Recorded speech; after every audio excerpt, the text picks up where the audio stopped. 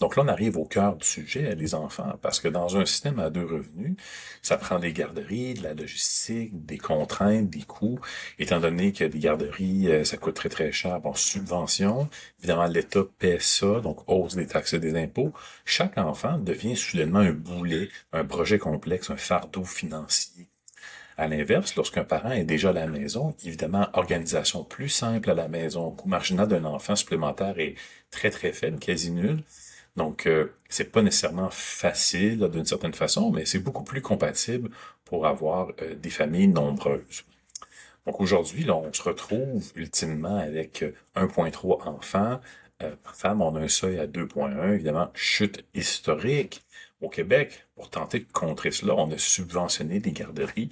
Et en fait, on se retrouve avec le fait que ça l'a aidé à la participation au travail. Ça l'a causé un léger effet nataliste à très, très court terme de quelques dixièmes de points.